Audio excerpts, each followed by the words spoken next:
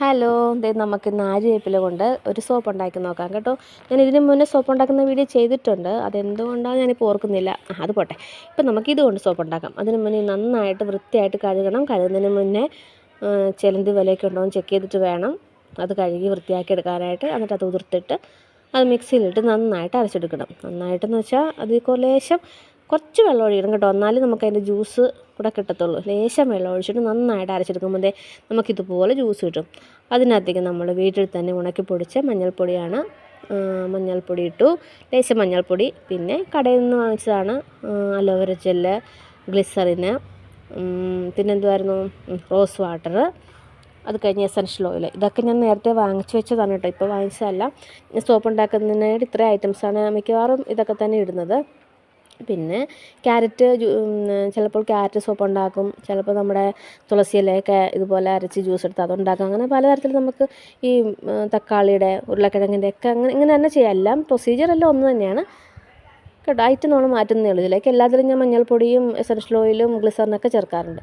നമ്മളിപ്പോൾ പിയേഴ്സ് സോപ്പിലാണ് ഇതുണ്ടാക്കാൻ പോകുന്നത്. നേരത്തെ ഞാൻ ഈ സോപ്പ് ബാർ കിട്ടുമല്ലോ, ഓൺലൈൻ വഴി വാങ്ങിച്ചായിരുന്നു. ആ ബാറിലാണ് ഞാൻ സോപ്പ് ഉണ്ടാക്കിയത്. ഇത്തവണ നമ്മൾ പിയേഴ്സ് സോപ്പിലാണ് ഉണ്ടാക്കുന്നത്. അങ്ങനെ ആ സോപ്പ് ചെറിയ ചെറിയ കഷ്ണങ്ങളായിട്ട് കട്ട് ചെയ്തിട്ടുണ്ട്. ഇങ്ങനെ കട്ട് ചെയ്യുന്നതെന്ന് വെച്ചാൽ വേഗം അത് അലിക്കാൻ വേണ്ടിയിട്ടാണ് കേട്ടോ. നമ്മൾ ഡബിൾ ബോയിൽ ചെയ്യാനും പോവുകയാണ്. അതിന് മുന്നേ ഒരു പാത്രം വെള്ളം എടുത്ത് തിളപ്പിക്കാൻ വെച്ചിട്ടുണ്ട്. അത് നന്നായിട്ട് തിളയ്ക്കാറായപ്പോൾ ഞാൻ എന്ത് ചെയ്തു, ഈ സോപ്പ് വെച്ച ചെറിയ പാത്രം അതിനകത്തേക്ക് ഇട്ടു. അത് നന്നായിട്ട് എല്ലാം നന്നായിട്ട് അലിയണം, ഒട്ടും കട്ടപ്പാടില്ല. നന്നായിട്ട് അലിച്ച ശേഷമാണ് നമുക്ക് ബാക്കി ഐറ്റംസൊക്കെ ചേർക്കാനായിട്ട്. ഇത് നന്നായിട്ട് അലിഞ്ഞിട്ടുണ്ട്.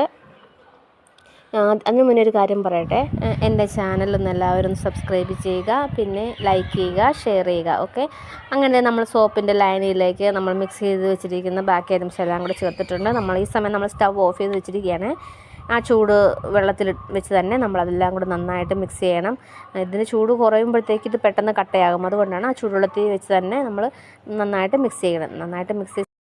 അങ്ങനെ മിക്സ് ചെയ്തിരിക്കുന്ന ഈ ഐറ്റം നമ്മൾ സോപ്പ് ബേസ് ഉണ്ട്, ആ സോപ്പ് ബേസിലേക്ക് കുറച്ച് ഓയിൽ പറ്റിയിട്ട് അതിനകത്തേക്ക് ഒഴിച്ചു കൊടുക്കണം. ഇത് ഒഴിച്ച് കഴിഞ്ഞിട്ട് നമ്മൾ 2.5-3 മണിക്കൂറോളം വെയിറ്റ് ചെയ്യണം. എന്നാലേ അപ്പോഴേക്കും ഇത് റെഡിയാകത്തുള്ളൂ. അതിന് മുന്നേ നമ്മളത് തൊട്ട് കഴിഞ്ഞാൽ അതിനകത്ത് ഈ ബബിൾസ് കയറി ആപ്പടെ കുളമാകും. പിന്നെ നമ്മൾ ഇതിനകത്ത് ഈ ലേശം വെള്ളമൊക്കെ ചേർക്കണമെന്ന് പറഞ്ഞല്ലോ. ഒത്തിരി വെള്ളം കൂടിയാലും ഇത് ശരിയാകത്തില്ല. ഇതിൻ്റെ കറക്റ്റ് അളവിൽ ചേർത്താലേ ഇത് റെഡിയാകത്തുള്ളൂ. നമുക്ക് ഒരു സോപ്പ് നന്നായിട്ട് കിട്ടി, അടുത്ത സോപ്പിന് തികഞ്ഞില്ല, എങ്കിലും കുഴപ്പമില്ല. ഉദ്ദേശിച്ചാൽ എന്തായാലും സക്സസ് ആയിട്ടുണ്ട്. അപ്പോൾ നമ്മുടെ വീഡിയോ എത്രയേ ഉള്ളൂ. എല്ലാവരും ലൈക്ക് ചെയ്യുക, ഷെയർ ചെയ്യുക, സബ്സ്ക്രൈബ് ചെയ്യുക.